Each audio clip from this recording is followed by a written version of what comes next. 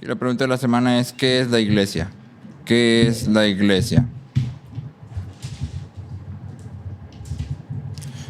La respuesta completa dice: Dios escoge y preserva para sí mismo una comunidad elegida para vida eterna y unida mediante la fe, que ama, sigue y alaba a Dios en conjunto.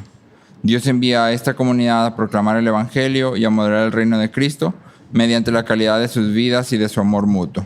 Entonces, yo sé que está larga, pero hay tres partes así específicas. ¿Sí? Primero, ¿qué es? Segundo, ¿a qué es llamada? Y tercero, ¿cómo es que cumplimos este llamado? Entonces, ¿qué es? ¿Cuál es el llamado? ¿Y cómo se cumple? Lo vamos a separar así. Naturaleza, hablando de qué es la naturaleza de la iglesia. Segundo, el llamado de la iglesia, qué es lo que como iglesia deberíamos hacer. Y tercero, el medio, cómo es que hacemos esto que somos llamados a hacer. Entonces, naturaleza, llamado, medio. Sí. El versículo de la semana está en 1 Timoteo 3:15.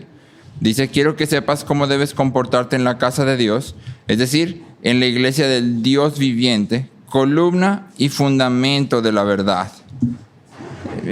Antes que nada es importante hacer dos notas aclaratorias. Primera, la iglesia no es un edificio, ¿sí? La iglesia no es un lugar al que vamos, ¿sí? Aunque como cristianos la mayoría de nosotros afirmamos esto, lo cierto es que nuestro lenguaje nos traiciona, porque hablamos de ir a la iglesia, ¿sí? O hablamos de edificar la casa de Dios cuando estamos hablando de recaudar fondos o invertir en el edificio de una u otra forma, y decimos: estamos edificando la casa de Dios. Y al decir esto estamos enviando un mensaje, estamos diciendo el lugar es la iglesia. Entonces es importante tener cuidado con el lenguaje, porque la iglesia no es un lugar. Nuestro entendimiento y nuestro lenguaje deben de ser congruentes.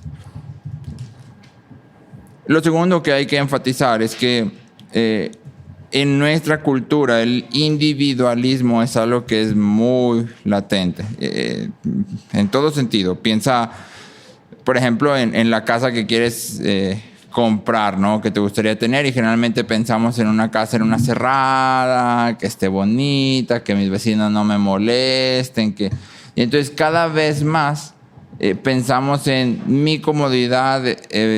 En parte tiene que ver con que nadie me estorbe, nadie me moleste. Nos metemos a cerradas y luego cerramos nuestra casa, ponemos una cochera para meter el carro, cerrar la cochera y no tener que saludar a nadie, no tener que hablar con nadie. Y reforzamos cada vez más nuestra individualidad.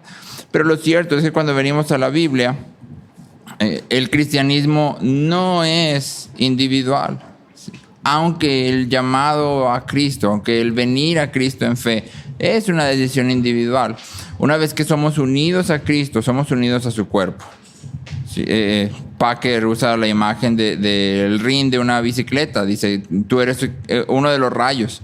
Y al estar conectado al centro del eje del rin, estás conectado a todos los demás rayos. Y entonces esa es la forma en que estamos funcionando. Por eso es que los llamados a la santificación y a ser parte del cuerpo son siempre colectivos, en un sentido de crecer hacia Cristo, como el autor en Hebreos 12 que dice: cuídense de que ninguno de ustedes deje de alcanzar la gracia.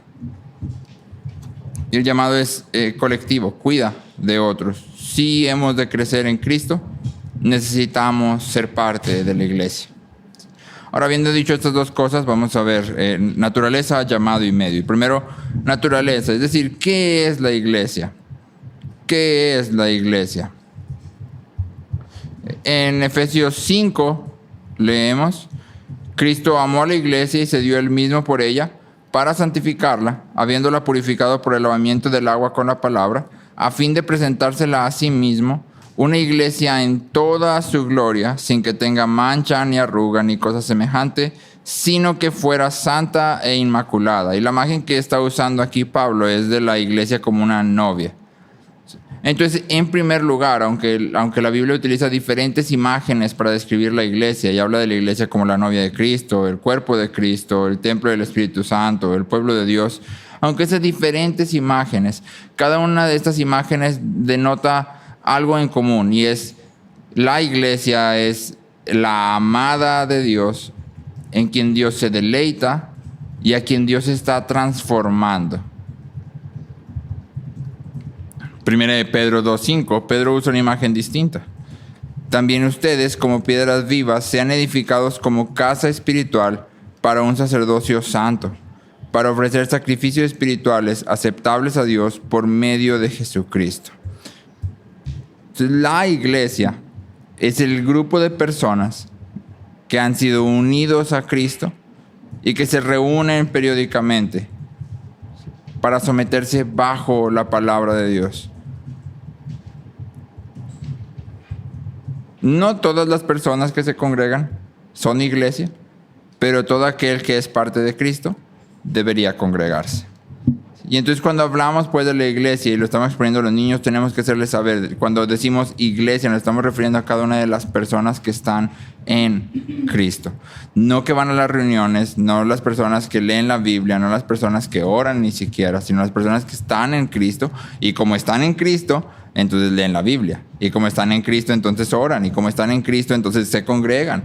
Pero lo que hace a la iglesia es que estamos unidos a Cristo. Somos su novia y somos piedras vivas que están siendo edificadas como casa espiritual. Y esto es importante que los niños entiendan. Cuando hablamos de necesitas la iglesia, no estamos hablando de una institución meramente, sino de cada una de las personas que están ahí. Si tú necesitas a todas las personas que son iglesia.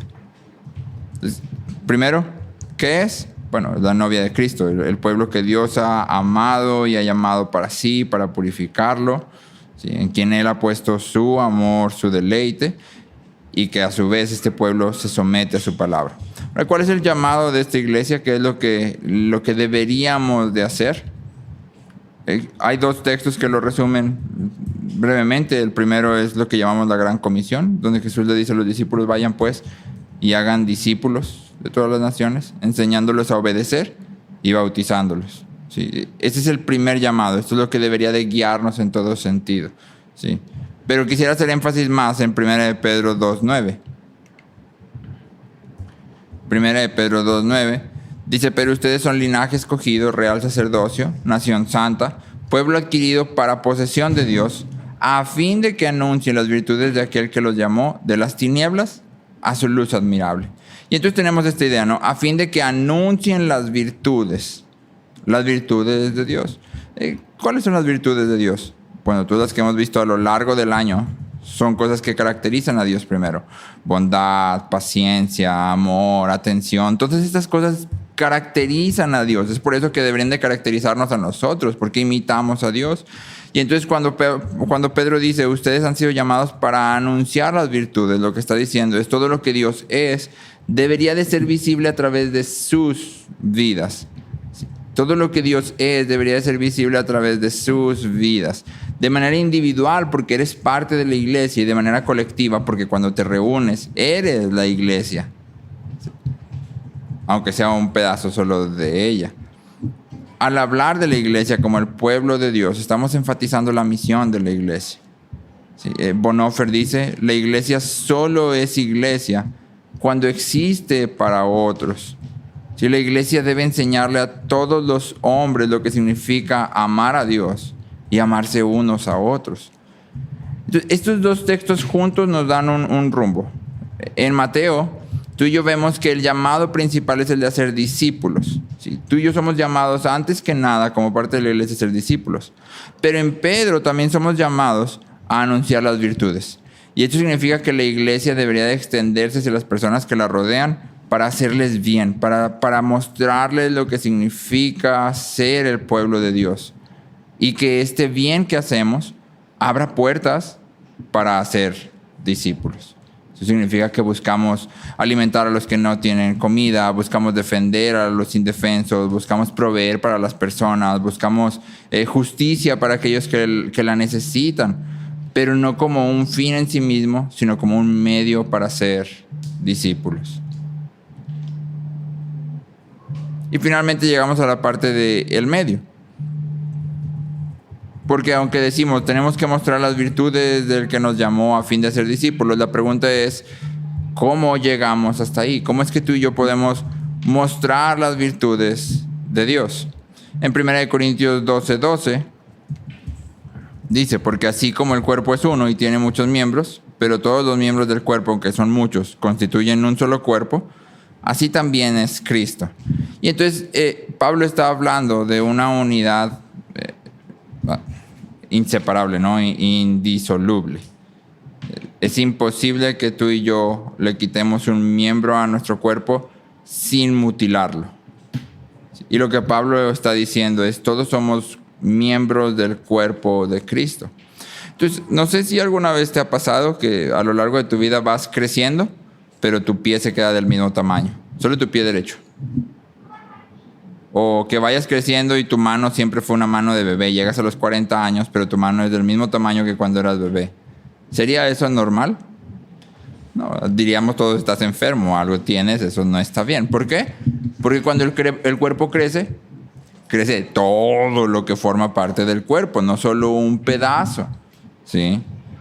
Es por eso que Pablo en Efesios 4, versículos 15 y 16, dice, más bien, al hablar la verdad en amor, creceremos en todos los aspectos en aquel que es la cabeza, es decir, Cristo.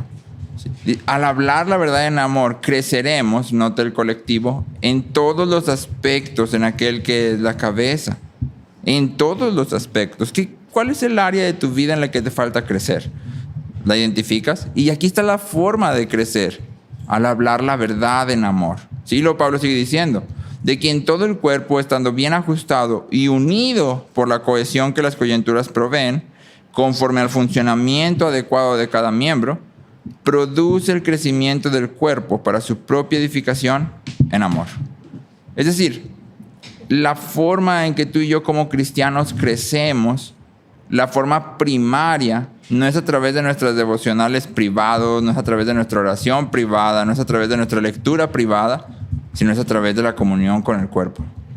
Al reunirnos con el cuerpo y hablar la verdad en amor y recibir la verdad en amor y someternos unos a otros y ser hospitalarios unos con otros y amar fervientemente como Pedro dice, entonces estaremos creciendo. Deberíamos como cristianos ser dependientes de los otros miembros de la iglesia. Deberíamos necesitarlos como nuestro cuerpo necesita cada parte de él.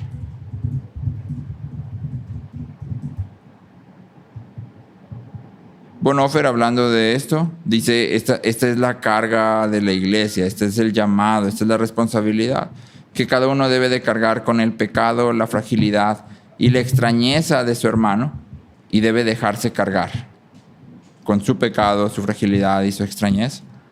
Porque solo cuando estamos en esta dinámica que realmente estaremos creciendo.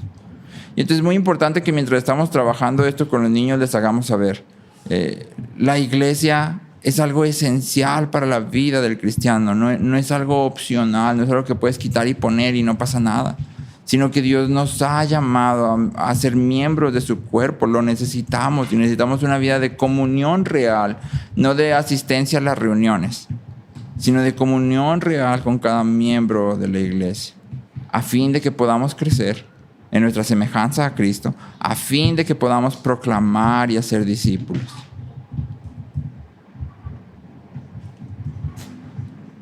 Señor, ayúdanos, Padre, primero nosotros como maestros, Señor, a realmente vivir esto que tu palabra nos enseña, a vivir en unidad y en dependencia y en sumisión a tu cuerpo, Señor. Que realmente sea para nosotros algo esencial y primario, Señor, que traiga deleite, como el salmista dice, en cuanto a los santos, ellos son mi deleite sobre la tierra. Ayúdanos, Señor, a que podamos vivir de esta forma, Señor, y que al vivir así crezcamos cada día más en semejanza de Cristo.